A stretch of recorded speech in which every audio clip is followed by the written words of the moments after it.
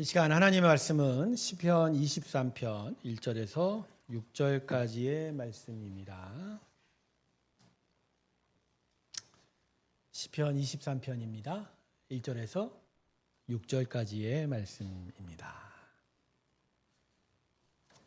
자, 귀한 말씀이니까 우리가 오늘은 한 목소리로 다 같이 한번 읽어볼까요? 자막 앞에 보시고 읽으셔도 좋을 것 같습니다. 우리 같이 읽습니다. 시작. 여호와는 나의 목자시니 내가 부족함이 없으리로다.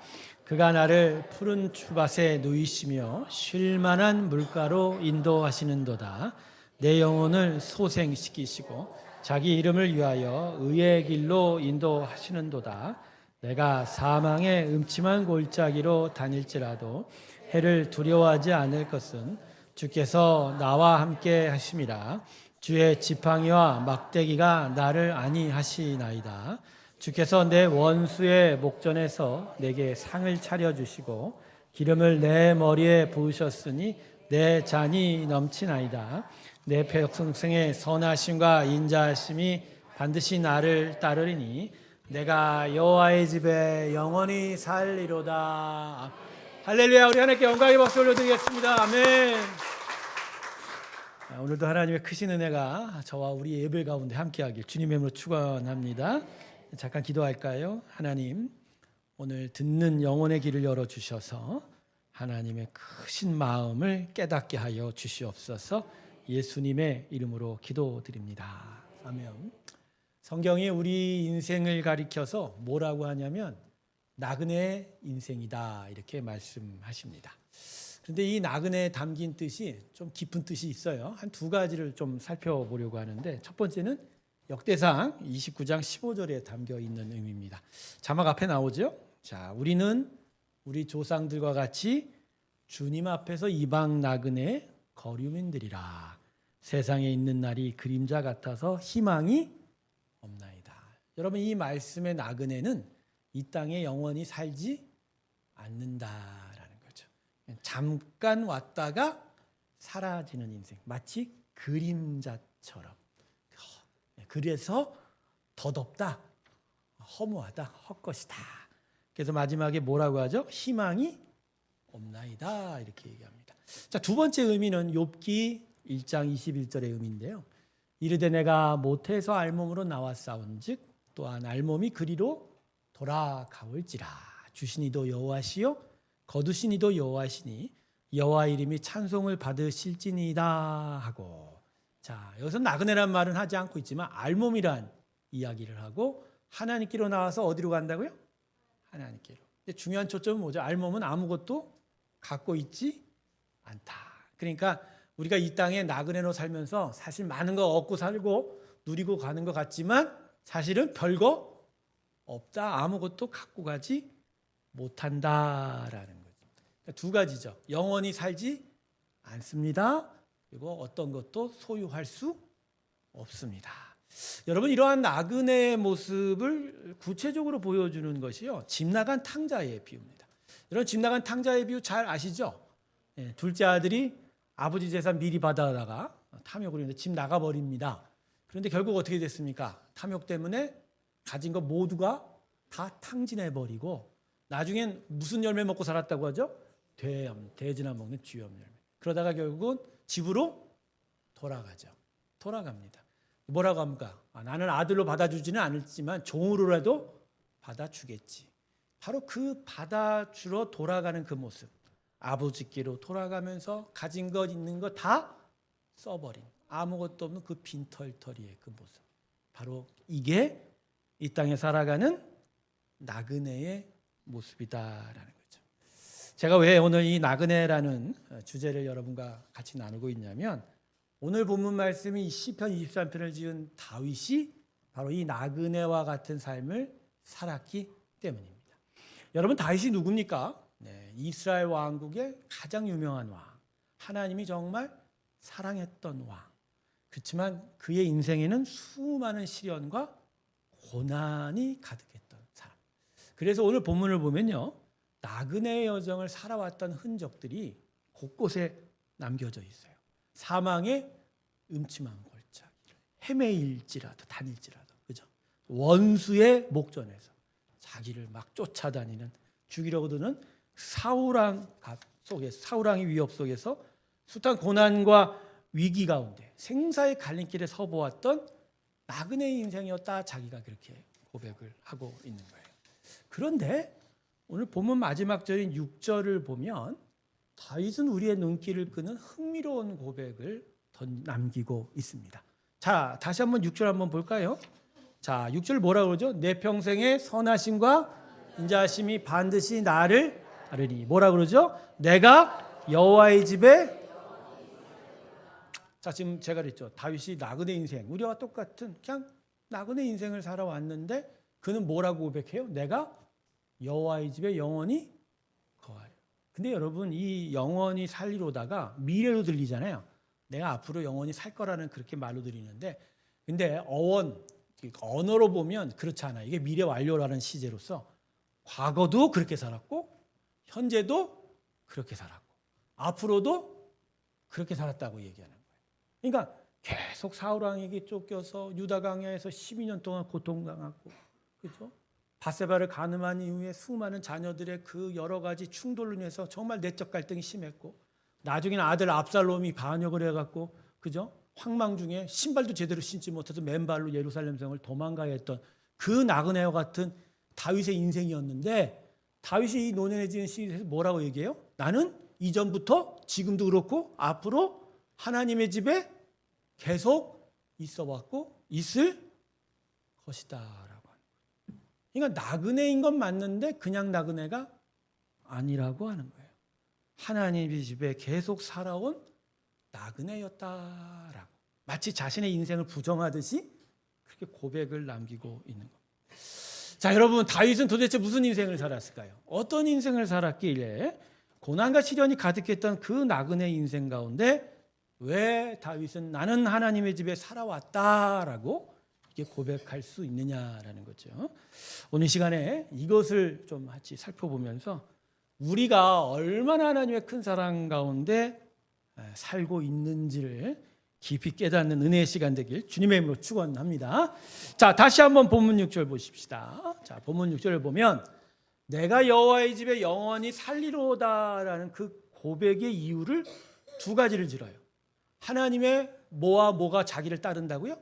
선하심과 인자하심. 그러니까 하나님의 선하심과 인자하심이 자신에게 있었기에 내가 영원토록 하나님 집에 계속 있어 왔다, 이렇게 고백을 하는 거예요. 자, 이거 두 개를 함께 좀 살펴보려고 합니다. 자, 첫 번째 단어는 하나님의 선하심입니다. 여러분, 하나님의 선하심이 뭘까요? 네, 착각하시면 안 됩니다. 이거 선하심 그러면 막 하나님의 착하심 이렇게 생각하시는데 그렇지 않고요.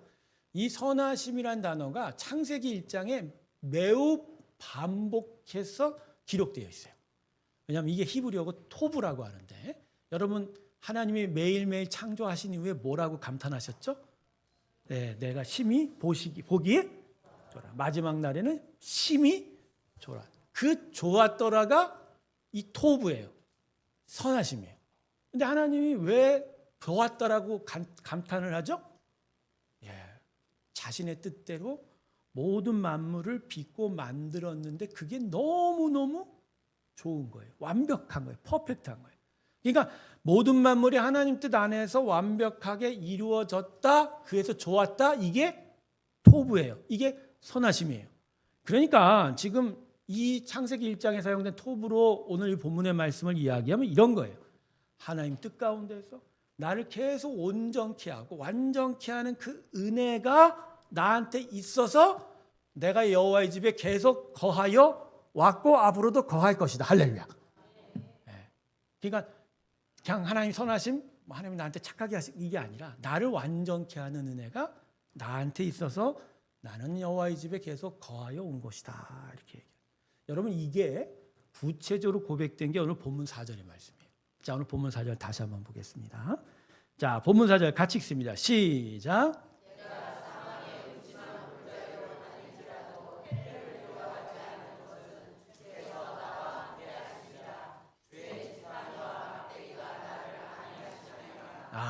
아멘.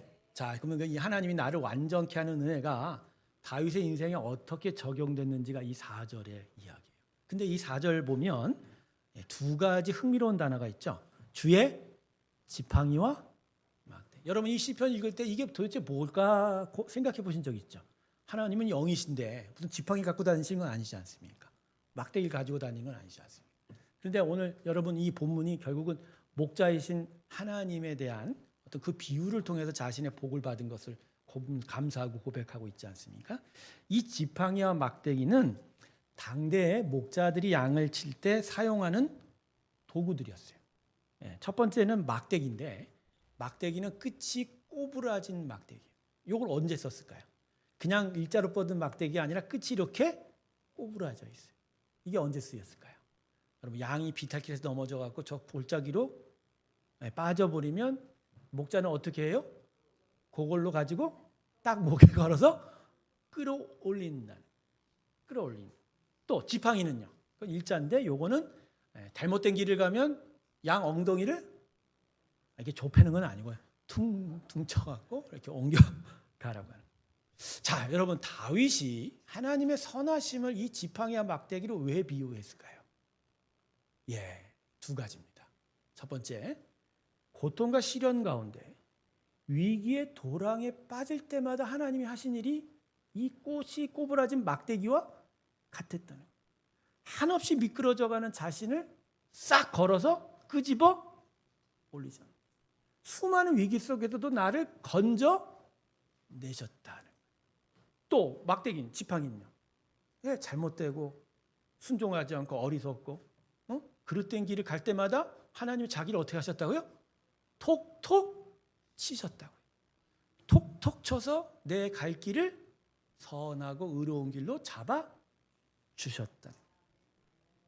그러니까 다윗은 비록 나그네의 삶을 살았어도 수많은 위기와 시련이 있었어도 하나님의 이 선하심, 나를 온전케 하고 계속 완전케 하는 이 지팡이와 막대기의 은혜로 나와 함께 하셨다라는 거예요. 그래서 언제나 나는 자기는 하나님의 품을 느낄 수 있었다. 하나님의 그 크신 은혜의 그 온도를 느끼면서 자기는 이제껏 살아왔다라고 고백합니다. 할렐루야. 여러분, 예수 믿는 사람들의 삶이 바로 이런 거예요. 제가 맨 처음에 예수 믿고 나서 제가 나는 속았다 그 생각을 한 게 뭐냐면, 아니 예수 믿으면 다 잘 되는 줄 알았어. 예수 믿으면 병도 고치고 예수 믿으면 내가 원하는. 근데 믿으면 믿을수록 이거 아니잖아. 아니죠. 아니더라고. 쉽게 뭐가 안 돼요. 안 되고 막 마음에 막 어려움이 있는. 그런데 근데 그 과정에서 제가 만난 게 나와 함께 하시는 하나님. 비록 여전히 시련과 고난이 계속돼도 나를 건져 올리시고 나를 바로잡아 주시는 그 은혜. 그 은혜가 계속하여 나한테 계속 다가오고 있는 거예요. 그래서 언제나 나는 하나님의 선한 품, 그 따뜻한 품에 있음을 내가 느끼게 되는 거죠. 제가 이 본문을 읽으면서 제가 생각했던 게 뭐냐면 누가복음 15장 20절에 탕자의 비유의 말씀이 하나 있어요. 이 말씀에서의 그 탕자의 아버지가 그 집 나간 탕자를 향한 그 마음이 바로 이 선하심의 마음이더라고요.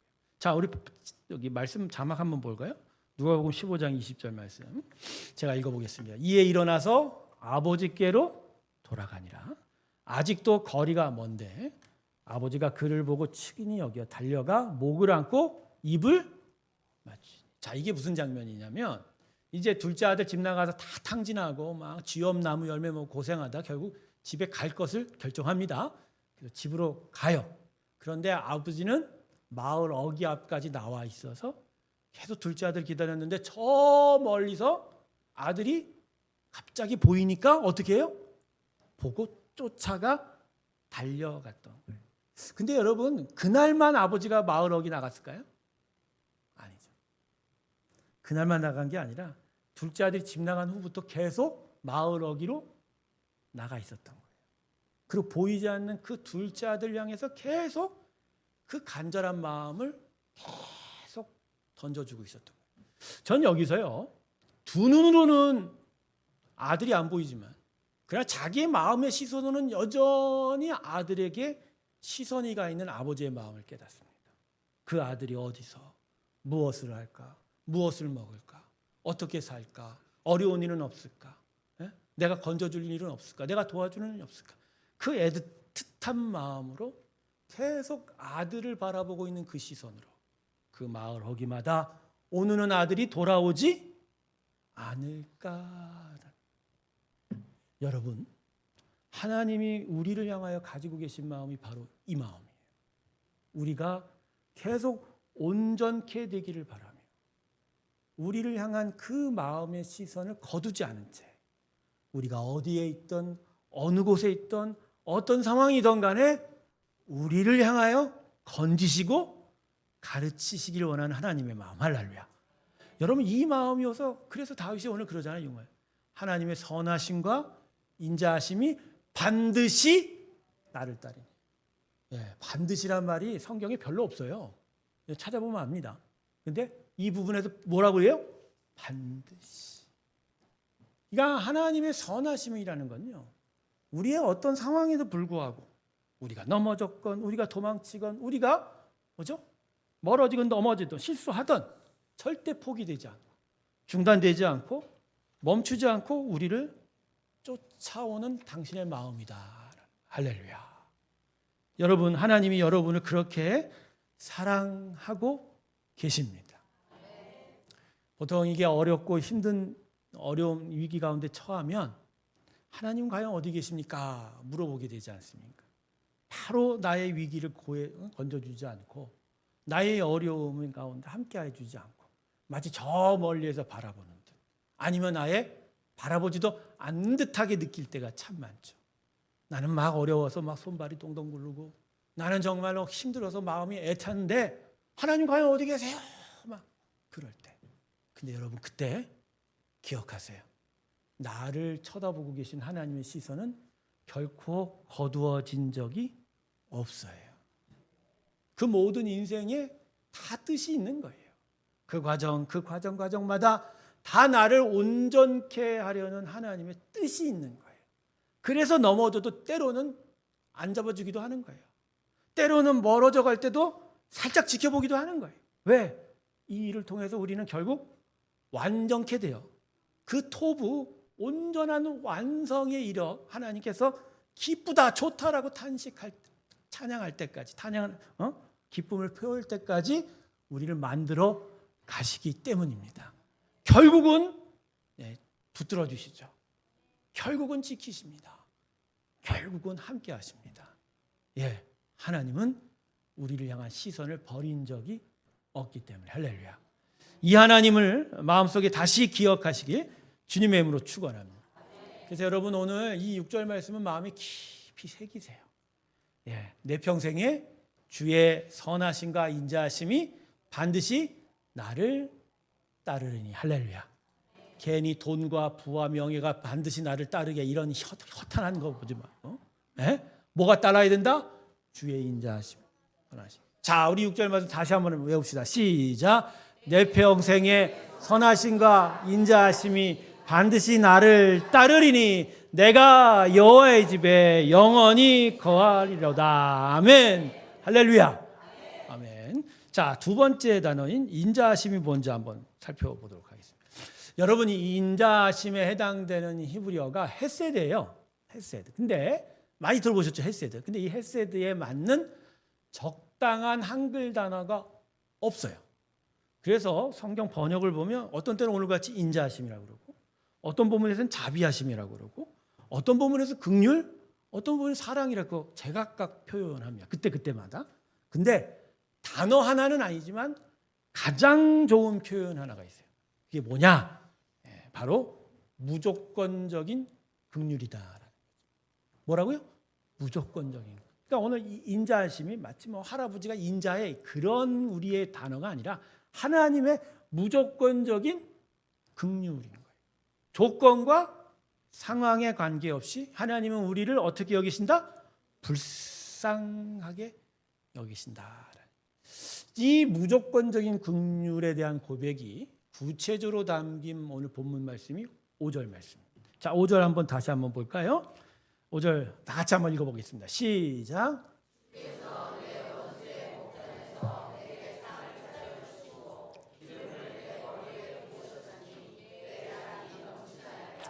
아멘.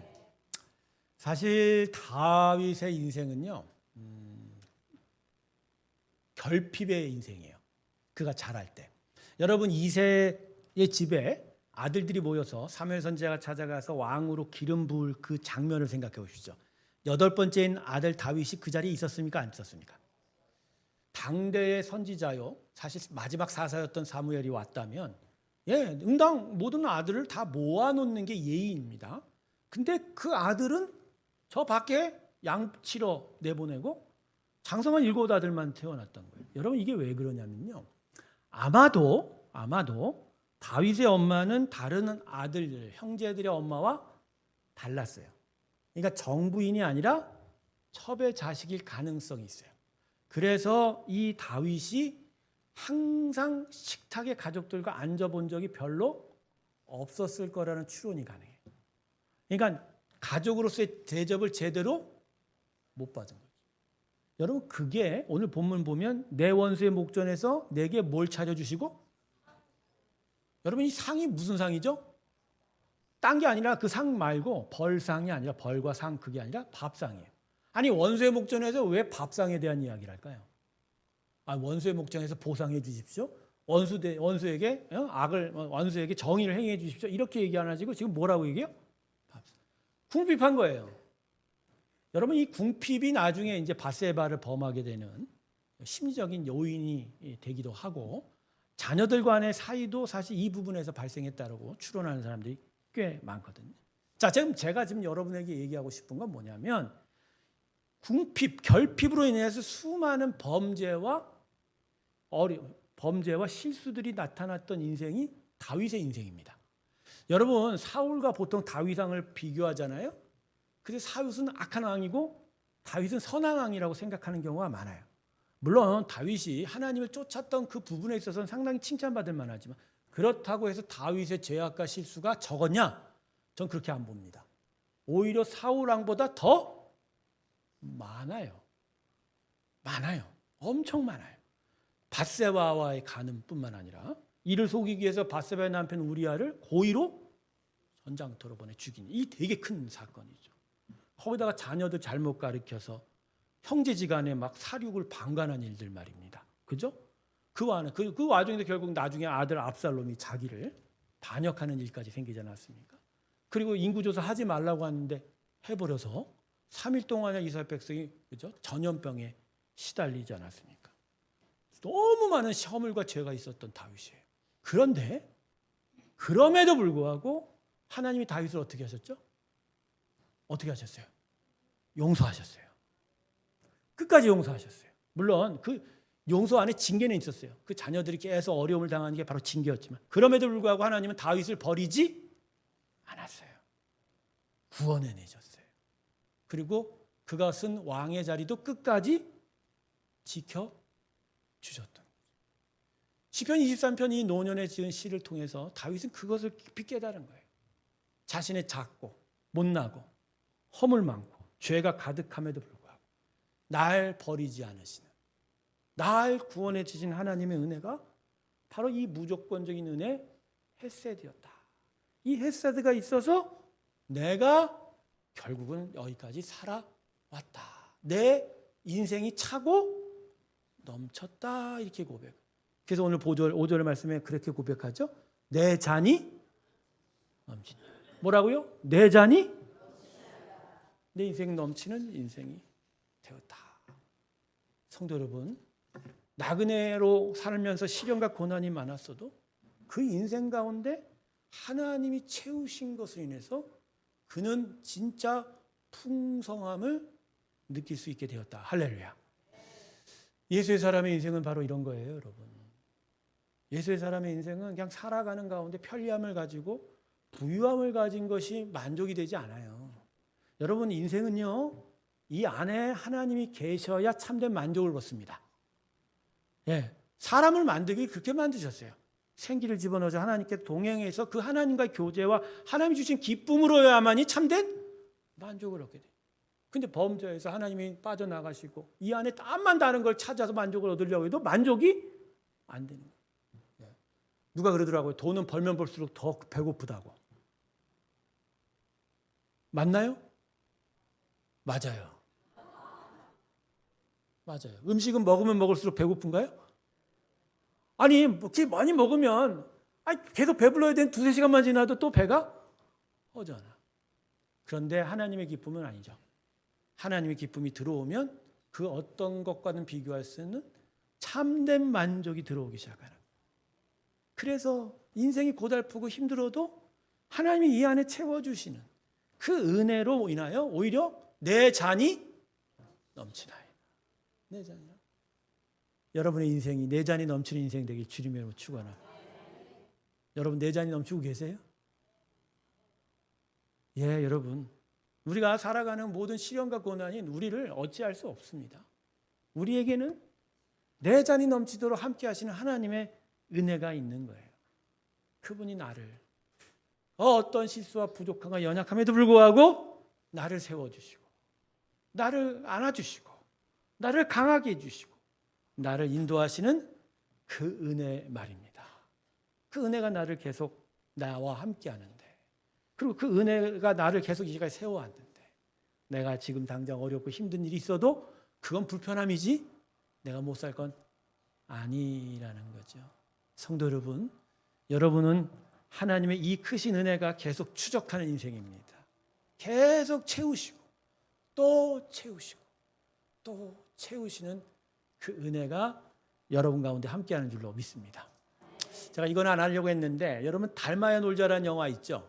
그 영화가 이제 불교 배경이어서 참 여러 가지로 예화 들기 참 어려운데, 근데 제가 그 영화 속에 재밌는 장면이 있어요. 깨진 항아리에다 물 집어넣기를 조폭들하고 스님들하고 얘기를 해요. 결국 마지막에 조폭들이 어떻게 하죠? 항아리를 어디다 갖다 집어넣어요? 연못에다 집어넣어요. 그런 거예요, 여러분. 여러분, 우리는 아주 작은 것만 보는 거예요. 내 깨진 것, 내 상한 것, 내 새는 것, 나한테 부족한 것, 이거 어떻게 채우나 하는 점. 근데 하나님은요, 거기에 마땅마땅한 걸 갖다 채우시는 분이 아니에요. 그냥 우리를 들어다가 당신의 은혜 안에 던져버리시는 거예요. 그래서 때로는 내가 원하는 걸 얻지 못해도 결국 그 인생이 내 잔이 넘치는 거예요. 하나님이 우리 안에 함께 하셔서 그 모든 그 시련과 고난에도 불구하고 우리를 세우시고 채우시는 은혜로 우리를 채워 가시는 거다.